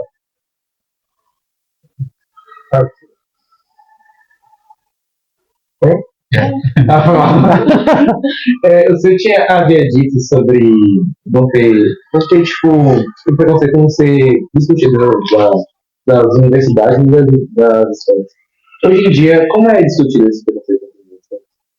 Então, hoje nós já temos uma resolução, né, uma diretriz, na verdade, né, nacional, que ela orienta que nos currículos, né, de graduação se tenha momentos curriculares e momentos para trabalhar com as questões como gênero, sexualidade, raça, etnia, outro debate importante, as questões de deficiência.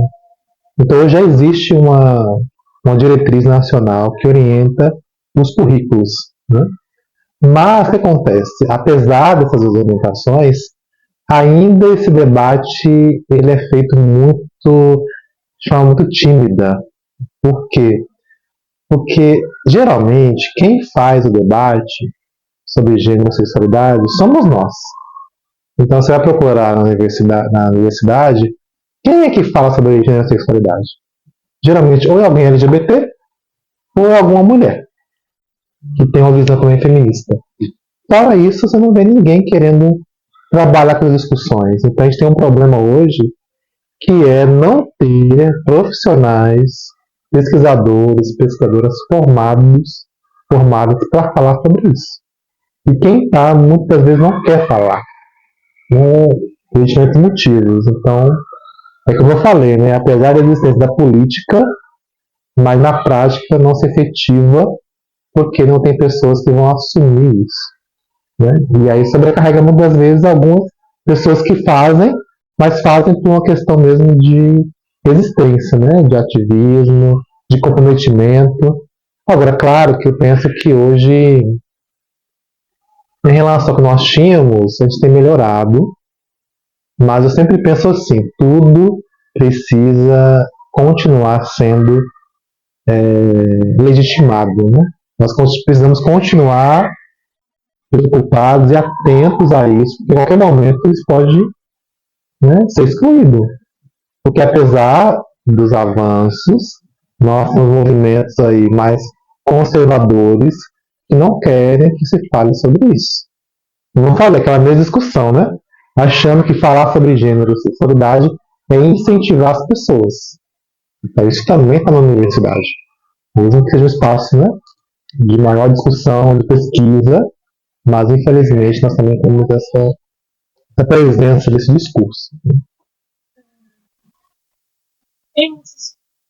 Em uma sociedade atualmente preconceituosa, os profissionais que são LGBT, mais, atualmente em diversas áreas sentem a necessidade de provar sua competência todos os dias para fazer parte da situação. A gente discutiu isso bastante, né? Já discutimos isso bastante, que a gente tem que sempre estar mostrando para a sociedade, ou para uma empresa, ou para uma escola, ou para o que for que a gente está fazendo, que a gente tem que ser sempre o melhor. É o primeiro, né? E é muito duro, né, Luísa? Porque assim, todos os dias você é cobrado por isso. Então, exemplo, se eu, Marcos, um dia cheguei atrasado, né? Um dia, né, tem alguma coisa que não deu certo, né? Vou cair matando em cima de Marcos, porque é gay. Né? Uma pessoa que é cis e hétero fala a mesma coisa, mas ninguém diz nada. Mas quando é LGBT, principalmente travesti e trans, qualquer coisinha que deslizar, o povo cai matando em cima. Ou seja, porque você tá. Quem é LGBT, gente, e especialmente travesti e trans, é o tempo todo regulado, é o tempo todo vigiado. Entendeu? Então, por exemplo, estava dando um exemplo, né? Na questão do assédio. Quem mais assedia as pessoas hoje são os homens cis e héteros. Só que tudo isso recai sobre os LGBTs. E todos os dias tem aí homens cis e héteros assediando, meninas, meninos, né, estuprando. Só que, né, naturalizou. Né?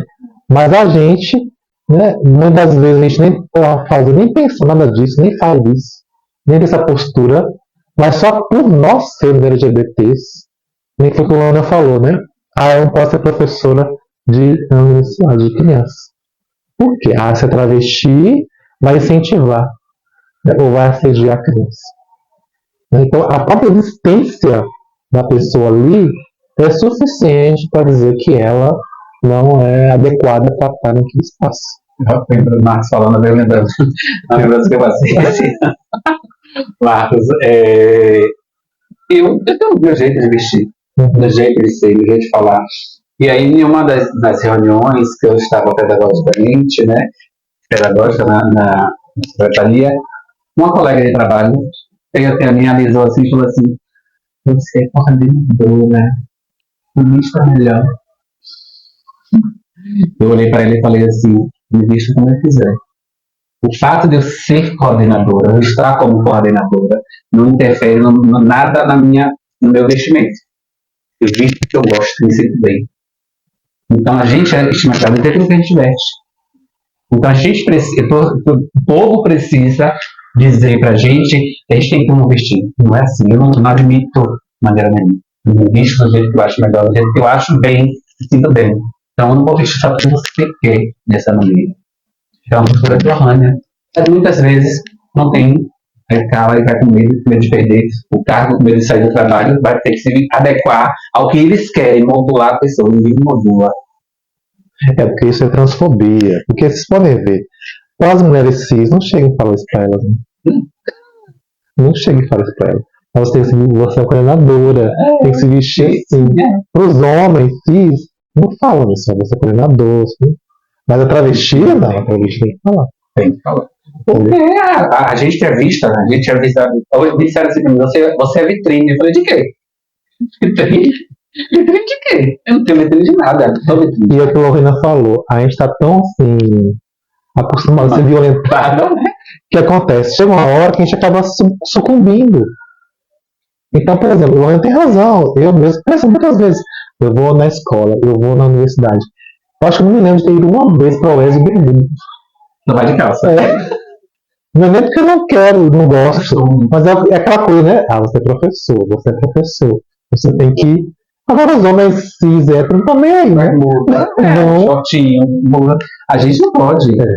Travesti tem que estar impecável. Entendeu? E a gente não pode ser dessa maneira. A gente tem o nosso livramento de vestir que a gente quer. Me sinto bem vestindo assim, vai ser assim, tá bom. Eu falei pra ela: se você está incomodada, volta a essa vestia. Não tem problema nenhum. Eu fico. Você sai. E acabou. Então, se ele dizer, se a minha existência incomoda alguém, se retira alguém que queira incomodar, porque não me incomoda em nada. Então, a gente tem que começar a agir LGBT dessa maneira. Quem está incomodado com a nossa existência nos nossos ambientes, se retira. Se não querem ficar. Mas se quiser ficar, vai ter que me aceitar do jeito que eu sou. Ou, no mínimo, respeitar. E se a gente não aceitar, respeito. O respeito é aquilo, é mútuo. Eu dou aquilo que você merece e você vai me dar aquilo que eu mereço. É um respeito. Existe um apoio mútuo entre a população LGBTQIA+, ou alguma forma de preconceito e negação dos membros da toda a comunidade? Difícil, né? Assim, eu acho que tem uma questão histórica, né, Lorena? Já contei um pouquinho, mas eu vou trazer mais reflexões. Durante muito tempo, eu acho que o movimento LGBT ele não discutiu questões internas que acontecem. Por exemplo, como eu falei, a visibilidade. Então, eu não posso, eu magro sou gay, né? Então, eu tenho que entender, por exemplo, que tem questões específicas das lésbicas que eu tenho que apoiar, mesmo não sendo lésbica.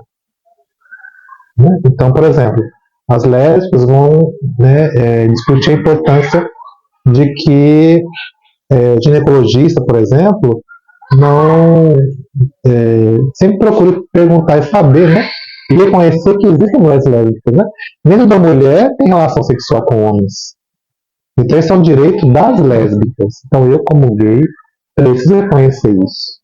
Eu preciso saber, por exemplo, que travesti trans precisam sim de cotas adicionais para a questão de reparação histórica. O gay não precisa de cotas. Por quê? Porque a sexualidade ela não é utilizada como espaço de exclusão, mas a identidade de gênero não é. Então, ser trans ou travesti inviabiliza com que elas consigam trabalho. O gay não. Por quê? Ah, não, fulano é um pouco feminino, é gay, mas dá pra passar, passa. Porque o gay ou a lésbica ainda passa, né? Mas a travesti e trans não. Por isso que eu, Max, no gay, tenho que reconhecer que existem direitos das trans que eu tenho que defender. Mas, às vezes, internamente, as pessoas não sabem disso. Ou só olham para as suas questões individuais sem pensar no coletivo. Né? Então, há algum tempo, nós temos sempre trabalhado numa compreensão de coletividade. Então, nós temos que lutar pelos direitos da comunidade. Então, o exemplo, né, que nós falamos das vagas na universidade, no mercado de trabalho que eu falei. Eu não sou trans travesti, eu sou gay, mas eu tenho que defender as cotas para as trans travestis. Isso é você ser do movimento. Eu não posso só querer pensar na minha condição de gay, e esquecer das travestis e trans, e esquecer das lésbicas, e esquecer dos bissexuais, por exemplo. Não ia, e por aí se vai. Então, entender as pessoas intersexo, por exemplo, né? Quase não se fala, né? Mas quem é intersexual, né? Nossa, que antigamente falava hermafrodita, mas não se fala mais, tá? Que hoje, inclusive, é preconceito falar assim. Mas tem pessoas, por exemplo, que nascem com uma modificação no corpo, né? Que são as pessoas intersexuais, e quando elas são crianças, elas passam por cirurgias, sem muitas vezes elas conseguirem opinar sobre o que elas querem ou não. Então, hoje, o movimento intersexo defende a não cirurgia em crianças intersexo. Então, eu, como no movimento, tenho que defender isso, né? Mesmo que eu não sou intersexual. Então, nós temos feito um trabalho, né, de conscientização coletiva da importância de trabalhar como grupo. Eu não posso, eu não gosto de lésbica. Como assim não gosta de lésbica? Né? A lésbica é um movimento com você. E você não apoia as lésbicas, não apoia travesti ou trans. Então, hoje a gente tem pensado no movimento de articulação. Por quê? Tem pautas específicas. Tem pautas que são de travestis e trans, tem pautas de lésbicas, tem pautas de bissexuais, de gays, e por aí se vai, né? Então a gente não está aqui uniformizando as pautas. Tem pautas específicas, mas a luta ela tem que ser coletiva. Ela não pode ser uma luta individual. A gente só consegue vencer na coletividade. Senão a gente enfraquece se a gente não pensar a coletividade, embora temos que entender que tem pautas específicas, né? Um exemplo, o estupro corretivo, não sei se vocês ouviram falar sobre isso, né? Mas é uma violência que atinge as lésbicas e também os homens trans, né? Tem alguns grupos, né, inclusive no Brasil e fora do Brasil, que defendem assim, que as lésbicas têm que ser estupradas para aprenderem a gostar de homens. Que os homens trans devem ser estuprados para deixar de ser homens trans. Então, isso é uma questão que nós temos que lutar contra o estupro corretivo. Então, os LGBTs precisam, mesmo não sendo lésbicas ou trans, estar junto nessa luta. Então, hoje, a gente tem feito mais um movimento assim. Mas, às vezes, acontece, mesmo nas lutas, né, coletivas, situações de divergência que podem levar até discriminação interna. Mas não é aquilo que o movimento defende, né? O movimento defende uma luta coletiva e de reconhecimento de pautas que são coletivas e também de pautas que são individuais. Agora vamos falar rapidinho. A gente vai falar algumas palavras e vocês falam o que significam. Educação exclusiva. Inclusive.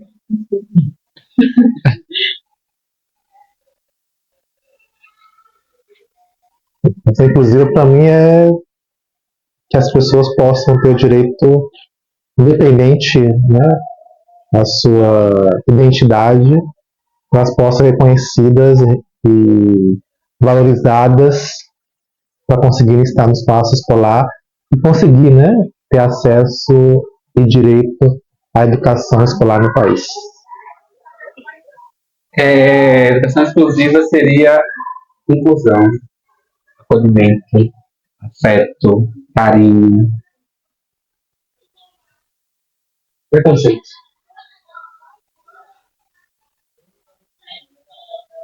É até difícil de falar.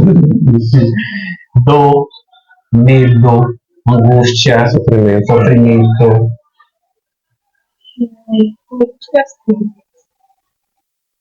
Efetivação, Efetivação.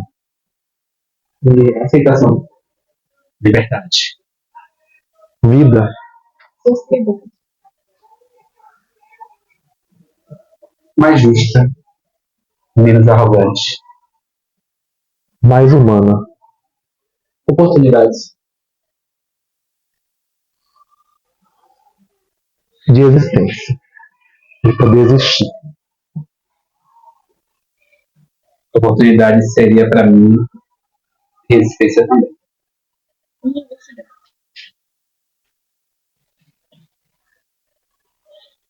Universidades, garantia. Garantia de entrada, permanência e de fortalecimento de oportunidades para aqueles que não têm. Acho que a universidade para mim hoje é especialmente para os grupos que são invisibilizados. Tem que ser para eles a universidade hoje. Discussão de gênero e sexualidade. Urgente. Necessário para em todos os lugares que precisam ser trabalhados. Essa temática, né, Marcos? Infelizmente, chegamos ao final, né? E quero pedir que vocês deixem um recado para todos que estão assistindo. Deixar o que vocês acharam do nosso bate-papo hoje. E um recado para todos. Eu queria agradecer, né, mais uma vez o convite de vocês estarem aqui nesse momento tão importante, significativo. Eu acho que eu sempre, quando estou em diálogo, né, eu sempre com o Lohane, eu aprendo muito, né, nessa interação, nesse diálogo. E o meu recado hoje seria que cada um de vocês pudesse acolher o amigo, a amiga, o irmão, a irmã, né, a família, o familiar, que é LGBTQIAPN+. Porque nós já tivemos algumas pessoas próximas, né? E eu lembro de um caso meio de Danilo, que ele foi aluno da UESB, se formou, era meio negro, gay, que infelizmente ele foi suicidado, né? Ele não resistiu ao racismo, à homofobia que matou ele. Então, hoje, meu recado seria isso. Vai cada uma, desse a mão, apoiasse, abraçasse, né, cada pessoa LGBT próxima, para que a gente poder construir uma sociedade melhor, mais humana e livre, porque tem uma coisa que sempre disseram da gente, né, que nós somos alegres. E hoje, depois de muitos anos de vida, eu entendo que, eu acho que a maior palavra que nos resume é isso mesmo, é alegria. Porque mesmo com tudo, com o sofrimento, com a dor, a gente consegue sorrir, brincar, se divertir. Porque a vida é isso, né? A vida é para ser vivida na sua forma mais humana, mais livre e mais alegre possível. Gratidão. É um momento, né, diferente, né, Marcos? Bom, a mensagem que eu deixo é que a vida é um sopro, né? Hoje estamos aqui, o amanhã a gente só pertence a Deus. Que a gente possa viver intensamente aquilo que é proporcionado para nós nos nossos dias, como se fosse o último. Porque a vida passa em piscar de olhos. Quantas pessoas morreram enquanto a gente estava aqui conversando? Quantos acidentes aconteceram enquanto a gente estava aqui conversando? Quantas pessoas viveram, né, nasceram enquanto a gente estava conversando? Então a gente precisa viver. E viver é aceitar o outro com suas diferenças, que ninguém é igual a ninguém. Queremos agradecer. Agradecer vocês. E a gente tem uma lembrancinha, claro. Pra você.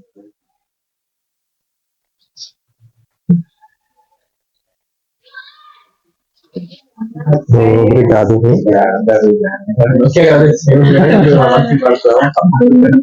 Chico, viu? Gostei demais. E é produzido por eles, viu? Oh, lindo. Gente, foi bom demais. Entendeu? Tá aqui com vocês. Sempre me perguntava lá de fora, né?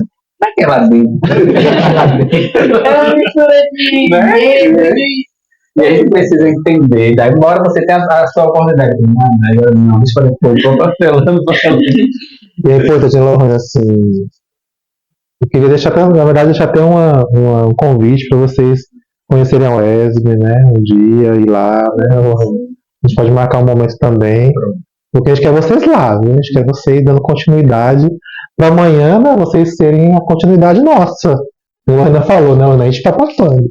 E tem que ter pessoas que vão continuar, né, que vão resistir como a gente também fez, né, tem feito o trabalho, mas precisamos que outros também assumam, porque é isso, né, é continuidade. E não precisa ser LGBT para lutar pela causa. Isso. Né? Você pode, você é hétero, você pode estar dando a mão a quem precisa, né? Na luta coletiva, da busca por uma dignidade de uma população que é massacrada, invisibilizada e maltratada pela sociedade injusta, machista, hipócrita, que não está nem aí para mulheres, para LGBT, para negro, né? Para indígena, quilombola, essas minorias que a gente acha que é minorias, e juntos nós somos a maioria.